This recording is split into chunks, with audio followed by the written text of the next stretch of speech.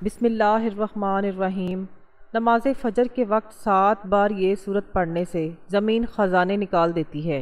400 سال پرانی کتاب سے لیا گیا وظیفہ ہے۔ مفتی عبدالقادر مصری رحمۃ اللہ علیہ نے لکھا ہے کہ جو شخص روزانہ نماز فجر کے بعد 7 بار قرآن کی یہ سورت پڑھتا ہے، اس کے لیے زمین کے چھپے خزانے ظاہر ہو جاتے ہیں اور آسمان سے رزق برسنے لگتا ہے۔ دنیا کی زندگی محض چند دنوں کا عارضی سفر ہے، اور اس سفر میں سب سے بڑی خواہش یہی ہے کہ انسان کو سکون ملے اور اس کی تنگی دور ہو، گھروں میں خوشحالی اترے، دل کے غم مٹ جائیں۔ ہر بندہ یہی چاہتا ہے کہ وہ ایسی کنجی پالے جو اس کے مقدر کے دروازے کھول دے، ایسی دعا پالے جس سے اس کی دعائیں فوراً قبول ہو جائیں، اور ایسا عمل ڈھونڈ لے جو اسے دنیا کے دکھوں سے بھی نجات دے اور آخرت میں بھی کامیابی عطا کرے۔ محترم ناظرین، اللہ رب العزت نے اپنے محبوب کلام قرآن مجید میں ایسی بے شمار برکتیں چھپا رکھی ہیں جنہیں اگر ہم جان لیں تو دنیاوی خزانے بھی ہمارے قدموں میں ہوں گے اور آخرت کی نعمتیں بھی ہمارے نصیب میں۔ لیکن افسوس کہ ہم نے قرآن کو محض ثواب کی کتاب بنا لیا ہے، جبکہ حقیقت یہ ہے کہ قرآن مجید ہدایت، شفا، رزق اور کامیابی کا سرچشمہ ہے۔ 400 سال پرانی ایک نایاب کتاب میں ایک ایسا روحانی وظیفہ لکھا ہے جس نے صدیوں سے لوگوں کی زندگی بدل ڈالی ہے۔ مشہور بزرگ اور فقیہ حضرت مفتی عبدالقادر مصری رحمۃ اللہ علیہ نے اس وظیفے کو بیان کرتے ہوئے فرمایا کہ جو شخص روزانہ نماز فجر کے بعد 7 بار قرآن کریم کی ایک مخصوص سورت پڑھتا ہے، اللہ تعالیٰ اس کے لیے زمین کے چھپے خزانے ظاہر فرما دیتے ہیں اور آسمان سے رزق کے دروازے کھل جاتے ہیں۔ سوچئے وہ زمین جس پر ہم چلتے ہیں، جس کو ہم معمولی سمجھتے ہیں، اور وہ اپنے اندر کتنے راز چھپائے بیٹھی ہے، لیکن ان رازوں کو وہی پا سکتا ہے جسے اللہ تعالیٰ اجازت دے، اور یہ اجازت قرآن پاک کی برکت اور اللہ کی رضا سے حاصل ہوتی ہے۔ ناظرین، آج کے دور میں سب سے بڑا مسئلہ رزق کی کمی، تنگ دستی، مہنگائی اور بے برکتی کا ہے۔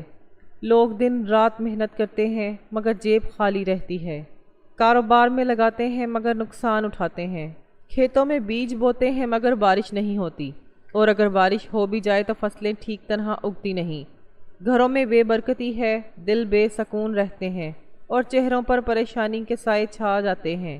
لیکن اللہ کے نیک بندے ہمیشہ یہی فرماتے ہیں کہ اصل سکون اور اصل کامیابی دنیاوی اسباب میں نہیں بلکہ اللہ کے کلام میں ہے۔ وہ کلام جس کے گھر میں ہے، گھر میں رحمت کے سمندر چھپے ہوئے ہیں۔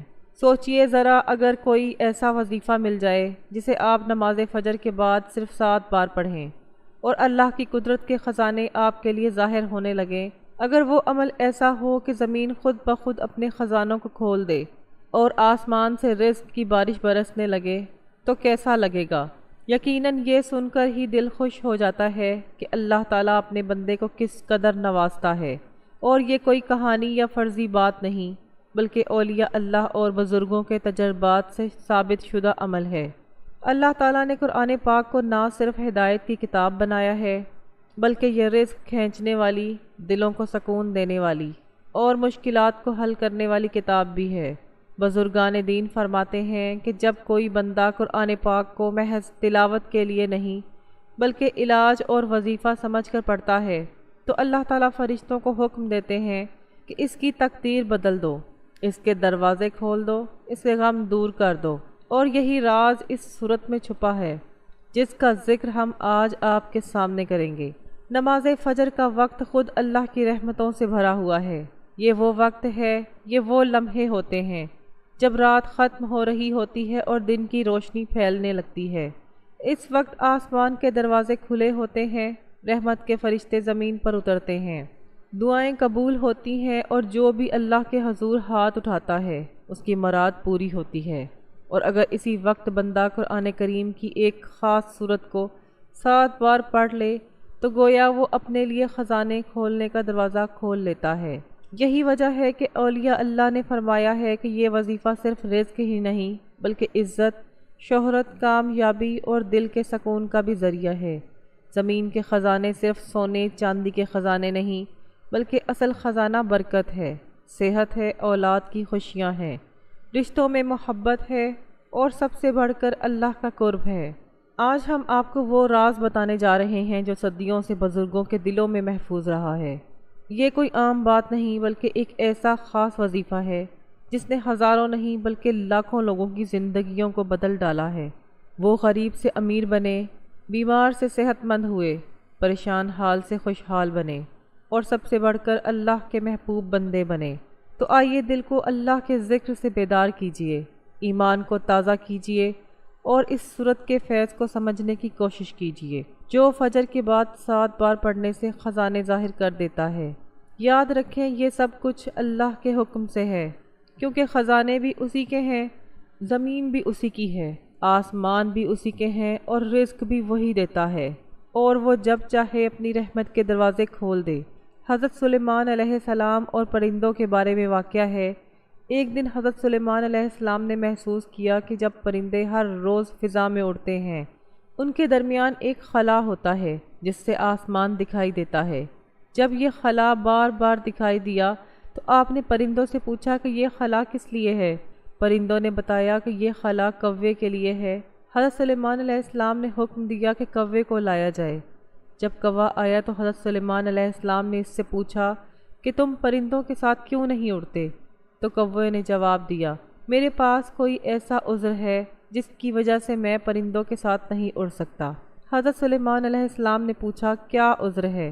کوا بولا، میرا باپ بوڑھا ہو چکا ہے، اس کی عمر 500 سال ہے، وہ حرکت نہیں کر سکتا اور اس کے پر بھی جڑ چکے ہیں، وہ کسی کام کا نہیں رہا، اور جب پرندے اڑتے ہیں تو میں اپنے پروں سے اس کو ڈھانپ لیتا ہوں تاکہ شکاری پرندے اسے نہ کھا جائیں۔ حضرت سلیمان علیہ السلام نے حکم دیا کہ کوے کے باپ کو لایا جائے تاکہ یہ دیکھا جائے کہ آیا کہ کوا سچ بول رہا ہے یا جھوٹ۔ جب کوے کے باپ کو لایا گیا تو ویسا ہی تھا جیسا کوے نے بتایا تھا۔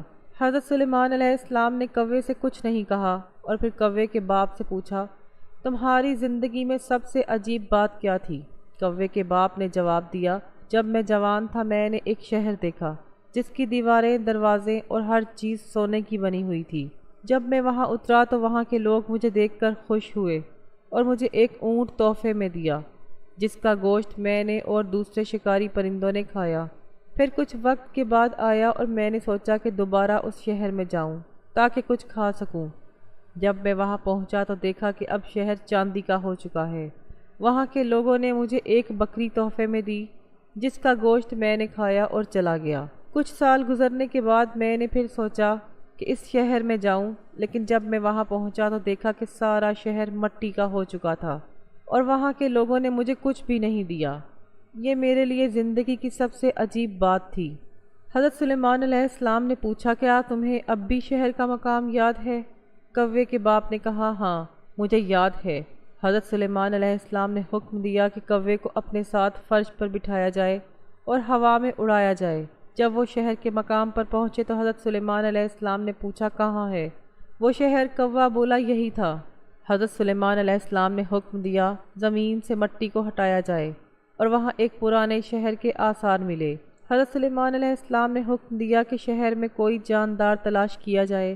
کچھ دیر بعد جنات اور ہوا نے بتایا کہ ایک کنویں میں ایک بڑا سانپ ملا ہے، اس کی عمر 300 سال ہے۔ حضرت سلیمان علیہ السلام نے سانپ کو بلایا اور اس سے پوچھا، تم کون ہو؟ سانپ نے کہا، میرا نام سیاہ ہے۔ حضرت سلیمان علیہ السلام نے پوچھا، کیا تمہیں شہر کے لوگوں کی موت کے بارے میں کچھ معلوم ہے؟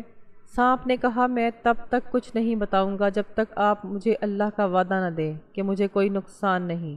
حضرت سلیمان علیہ السلام نے وعدہ دیا، میں تمہیں اللہ کا وعدہ دیتا ہوں کہ تمہیں کوئی نقصان نہیں پہنچے گا جب تک تم کچھ غلط نہ کرو۔ سانپ نے کہا، اس شہر کے لوگ اللہ کی نعمتوں سے بغاوت کر چکے تھے تو اللہ نے مجھے ان پر مسلط کیا اور میں نے کنویں کے پانی میں زہر ملا دیا جس سے وہ سب مر گئے۔ حضرت سلیمان علیہ السلام نے حکم دیا کہ شہر کو دوبارہ تعمیر کیا جائے، اور جب شہر اپنے پرانی حالت میں واپس آیا تو حضرت سلیمان علیہ السلام نے سانپ کو قتل کرنے کا حکم دیا۔ سانپ نے کہا، اے اللہ کے نبی، آپ نے مجھے اللہ کا وعدہ دیا تھا۔ حضرت سلیمان علیہ السلام نے جواب دیا، ہاں میں نے تمہیں وعدہ دیا تھا کہ جب تک تم شریعت کے خلاف کچھ نہ کرو تمہیں کوئی نقصان نہیں پہنچے گا، لیکن تم نے ایک شخص کو نہیں بلکہ ایک پوری قوم کو قتل کیا ہے۔ سانپ کو قتل کرنے کے بعد حضرت سلیمان علیہ السلام نے اس کے دانتوں کو شہر کے دروازے پر لٹکا دیا، اور جب لوگ وہاں سے گزرتے تو پوچھتے یہ کس کے دانت ہیں؟ جواب ملتا یہ سانپ سیاہ کے دانت ہیں۔ وقت گزرنے کے ساتھ ساتھ لوگ کہنے لگے یہ سیاہ کے دانت ہیں، پھر صرف نام سیاہ کہنے لگے، اور آخرکار شہر کا نام پڑ گیا۔ شیخ عبد الرحمن بن اسلام کے مطابق حضرت سلیمان علیہ السلام نے جب دیکھا کہ اللہ تعالیٰ نے ان کے لیے دنیا کو وسیع کر دیا ہے اور دنیا کی طاقت ان کے ہاتھ میں ہو گئی ہے، تو کہنے لگے اے میرے معبود، اگر آپ مجھے اجازت دیں کہ میں آپ کی تمام مخلوقات کو پورا سال کھلاؤں تو بہتر ہوتا۔ اللہ تعالیٰ نے ان کے پاس وحی بھیجی کہ تو اس پر ہرگز قدرت نہیں رکھتا۔ حضرت سلیمان علیہ السلام نے پھر درخواست کی یا الہی، ایک ہفتے کے لیے ایسا ہو جائے۔ اللہ تعالیٰ کی طرف سے جواب ملا کہ تو اس کی بھی طاقت نہیں رکھتا۔ حضرت سلیمان علیہ السلام نے پھر درخواست کی کہ یا اللہ ایک دن کے لیے اجازت دے دیں۔ اللہ تعالیٰ کی طرف سے وحی آئی کہ تو اس کی بھی قدرت نہیں رکھتا، لیکن ایک دن کی ضیافت کی اللہ تعالیٰ نے اجازت دے دی۔ اجازت ملنے کے بعد حضرت سلیمان علیہ السلام نے تمام جنات اور انسانوں کو حکم دیا کہ وہ تمام کے تمام ان چیزوں کو جو زمین پر حلال ہیں، یعنی گائیں، بیل، بکریاں، دمبے وغیرہ، اور ان تمام چیزوں کو جو جنس حیوان میں سے ہے، یعنی پرندے وغیرہ، ان سب کو جمع کریں۔ چنانچہ جن اور انس نے ان تمام کو جمع کر لیا، اور بڑی بڑی دیگیں تیار کی گئیں، اور پھر ان جانوروں کو ذبح کر کے ان کو پکایا گیا۔ حضرت سلیمان علیہ السلام نے ہوا کو حکم دیا کہ کھانے پر چلے تاکہ کھانا خراب نہ ہو سکے۔ پھر تمام کھانوں کو جنگل میں پھیلا دیا گیا۔ اس کھانے کی دعوت کی لمبائی 1 مہینے کی مسافت کے برابر تھی، اور اس کی چوڑائی بھی اتنی ہی تھی۔ پھر حضرت سلیمان علیہ السلام نے اللہ سبحانہ تعالیٰ سے دعا فرمائی تو اللہ رب العزت نے وحی نازل فرمائی، اے سلیمان، تو میری مخلوقات میں سے کس سے دعوت شروع کرے گا؟ حضرت سلیمان علیہ السلام نے فرمایا کہ میں سمندر کے جانوروں سے شروع کروں گا۔ اللہ تعالیٰ نے بحر محیط کی ایک مچھلی کو حکم دیا کہ وہ سلیمان علیہ السلام کی ضیافت میں سے کھائے۔ چنانچہ وہ مچھلی آ گئی اور حضرت سلیمان علیہ السلام سے کہنے لگی کہ میں نے سنا ہے کہ آپ نے ضیافت کا دروازہ کھول دیا ہے، اور آج میری ضیافت آپ کریں گے۔ حضرت سلیمان علیہ السلام نے فرمایا ہاں ایسا ہی ہے، اور کھانا شروع کر رہا ہوں۔ چنانچہ وہ مچھلی آگے بڑھی اور دسترخوان کے شروع سے کھانے لگی۔ مچھلی نے کچھ اس قدر کھایا کہ کچھ دیر میں جتنا بھی کھانا تھا سب کچھ اکیلے کھا گئی۔ سب کھا کر مچھلی نے حضرت سلیمان علیہ السلام کو آواز لگا کر کہا، اے سلیمان، مجھے اور کھانا کھلاؤ۔ حضرت سلیمان علیہ السلام نے حیرانگی سے فرمایا، تو سب کچھ کھا گئی ہے، اب بھی تیرا پیٹ نہیں بھرا؟ یہ جواب سن کر مچھلی بولی، کیا مہمان کے لیے میزبان کا ایسا جواب ہوتا ہے؟ سلیمان، آپ خوب جان لیں کہ میرے لیے جتنا آپ نے پکایا اتنا کھانا میرا اللہ مجھے دن میں 3 مرتبہ دیتا ہے، جبکہ آپ آج میرے کھانے میں کمی کی وجہ بن گئے ہیں، اور آپ نے میرے کھانے میں کمی کر دی۔ یہ سننا تھا کہ اسی وقت اسی لمحے حضرت سلیمان علیہ السلام اللہ رب العزت کے سامنے سجدہ ریز ہو گئے اور کہنے لگے، پاک ہے وہ ذات جو مخلوقات کی روزیوں کے ساتھ کفالت کرنے والی ہے، یا جہاں سے مخلوق جانتی بھی نہیں کہ آتا کہاں سے ہے۔ سورۃ الانبیاء میں ارشاد ہے، اور ہم نے تیز ہوا سلیمان کے تابع کر دی، جو ان کے حکم سے اس ملک میں چلتی تھی جس میں ہم نے برکت دی تھی، یعنی ملک شام، اور ہماری ہر چیز سے باخبر ہے۔ یعنی حضرت حسن بصری فرماتے ہیں، ہوا کے مسخر کرنے کا واقعہ حضرت سلیمان کے ساتھ اس وقت پیش آیا جب آپ اپنے لشکری گھوڑوں میں مصروف تھے۔ اسی اثناء میں آپ کی عصر کی نماز فوت ہو گئی۔ چونکہ اس غفلت کے سبب گھوڑے بنے تھے، لہٰذا انہوں نے اپنے ان خوبصورت اور بیش بہا گھوڑوں کو ذبح کر دیا، یا حضرت سلیمان علیہ السلام نے اپنی سواری کے جانور قربان کر دیے، تو اللہ تعالیٰ نے انہیں اس سے بہتر سواری عطا فرما دی اور ہوا کو مسخر کر دیا۔ حضرت سلیمان کے ان گھوڑوں کا واقعہ قرآن کریم کی سورۃ ہود میں موجود ہے۔ ارشاد باری تعالیٰ ہے، اور ہم نے سلیمان کے لیے ہوا کو مسخر کر دیا کہ صبح کی منزل مہینے بھر کی ہوتی تھی اور شام کی منزل بھی، یعنی حضرت سلیمان علیہ السلام آئیں اور سلطنت اور لشکر تخت پر بیٹھ جاتے تھے، اور جدھر آپ کا حکم ہوتا ہوائیں اسے اتنی رفتار سے لے کر جاتی۔ 1 مہینے جتنی مسافت صبح سے دوپہر تک کی ایک منزل میں طے ہو جاتی تھی، یعنی اسی طرح میں ایک دن میں 2 مہینوں کی مسافتیں ہوتی تھیں۔ ابن ابی آدم نے حضرت سعید بن جبیر سے نقل کیا ہے کہ تخت سلمانی پر چلا کرسیاں رکھی جاتی تھیں جن پر حضرت سلیمان علیہ السلام کے ساتھ اہل ایمان انسان اور ان کے پیچھے اہل ایمان جنات بیٹھتے۔ پھر پرندوں کو حکم ہوتا کہ وہ تخت پر سایہ کر دیں تاکہ آفتاب کی تپش سے تکلیف نہ ہو۔ اس عظیم الشان تخت کو جہاں کا حکم ہوتا وہاں پہنچا دیتی۔ بعض روایات میں ہے کہ اسے ہوائی سفر کے وقت پورے راستے حضرت سلیمان سر جھکا دیتے، اللہ کا ذکر اور شکر میں مشغول رہتے۔ بحوالہ ابن کثیر، اللہ تعالیٰ نے جنات اور شیاطین کو بھی حضرت سلیمان کا تابع اور فرما بردار بنا دیا تھا، جو نوکر اور چاکروں کی طرح آپ کا ہر حکم بجا لاتے تھے اور آپ کے لیے سمندر کی بیش قیمتی موتی ہیرے جواہرات نکال لاتے۔ حضرت سلیمان علیہ السلام کو بڑی اور خوبصورت عمارات بنانے کا بہت شوق تھا، چنانچہ وہ آپ کے حکم پر شاندار عمارتیں بناتے۔ اگر ان میں سے کوئی سرکشی کرتا تو حضرت سلیمان اسے سزا دیتے اور زنجیروں میں جکڑ دیتے۔ قرآن کریم میں ارشاد ہے، ہم نے بہت سے شیاطین ان کے تابع کیے ہوئے ہیں جو ان کے فرمان میں گوتے لگاتے تھے، اور اس کے سوا بھی بہت سے کام کرتے تھے، اور ان کے نگہبان ہم ہی تھے۔ ان جنوں میں بھی دو طرح کے جنات تھے، ایک تو اہل ایمان تھے جو اپنے نبی کا ہر حکم مذہبی فریضہ سمجھ کر پورا کرتے، لیکن جو جن کافر تھے انہیں شیاطین کہا گیا۔ وہ اپنے کفر اور سرکشی کے باوجود حضرت سلیمان کے تابع فرما تو رہتے، لیکن ان میں سے کسی کا نقصان کا اندیشہ تھا، اس لیے اللہ تعالیٰ نے ان کی حفاظت فرمائی۔ سورۃ سبا میں ارشاد ہے کہ جو کوئی ان میں سے ہمارے حکم سے مرے گا اس کو ہم آگ کا مزہ چکھائیں گے۔ مفسرین فرماتے ہیں کہ اللہ تعالیٰ نے ایک فرشتہ مقرر فرما دیا تھا، اس کے ہاتھ میں آگ کا سوٹا ہوتا، جو جن حضرت سلیمان کے حکم سے سرکشی کرتا تو فرشتہ اسے سوٹا مارتا، اس سے وہ جل کر بھسم ہو جاتا۔ بحالہ فتح القدیر، قرآن کریم میں ارشاد باری تعالیٰ ہے، اور ہم نے ان کے لیے تانبے کا چشمہ بہا دیا۔ اللہ تعالیٰ کی جانب سے حضرت سلیمان علیہ السلام کو عطا کیے گئے معجزات میں سے ایک پگھلے ہوئے تانبے کے وہ چشمے ہیں جن سے برتن اور بحری جہاز تیار کیا کرتے تھے۔ جدید تاریخی تحقیقات سے پتہ چلتا ہے کہ حضرت سلیمان علیہ السلام نے بڑے پیمانے پر بحری تجارت کا سلسلہ شروع کیا تھا۔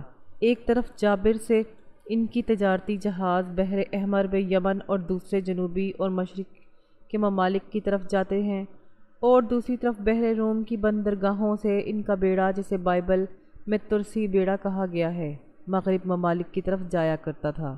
اسٹیون جابر میں ان کے زمانے کی ایک عظیم الشان بھٹی ملی ہے۔ آثار قدیمہ ماہرین کا اندازہ ہے کہ یہاں اوم کے علاقے اربا کی کانوں سے خام لوہا اور تانبا لایا جاتا ہے، اور اس میں بھٹی پگھلا کر اسے دوسرے کاموں کے علاوہ جہاز سازی میں بھی استعمال کیا جاتا تھا۔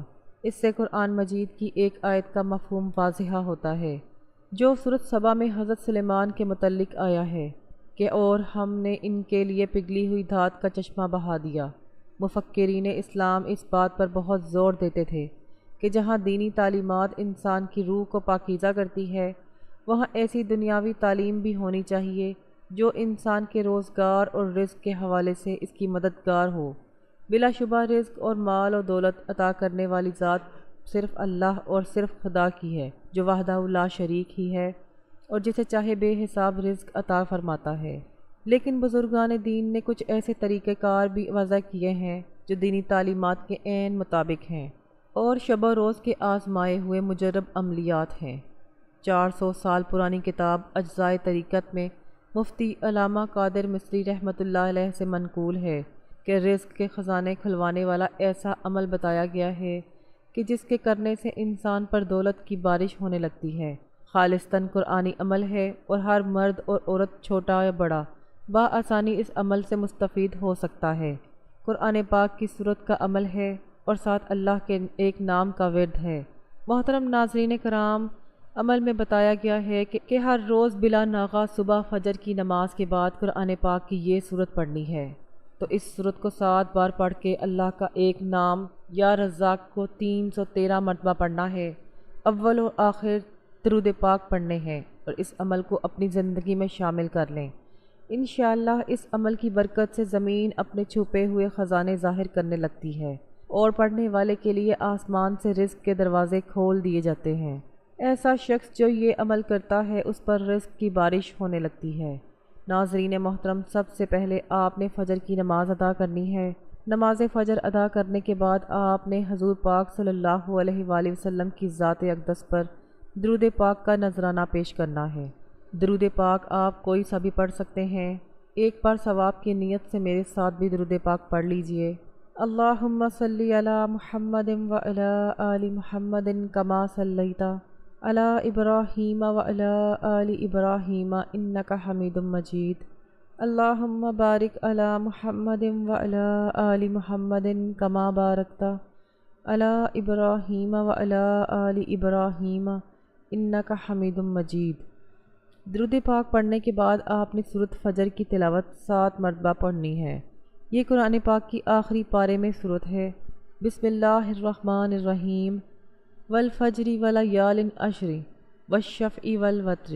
یہ مکمل سورت 7 مرتبہ پڑھنے کے بعد آپ نے اللہ تعالیٰ کا مبارک نام یا رزاقو یا رزاقو یا رزاقو 313 مرتبہ پڑھنا ہے، اور اس کے بعد آپ نے قرآن پاک کی یہ آیت ربی انی لما انزلت الی من خیر فقیر 33 مرتبہ پڑھنی ہے۔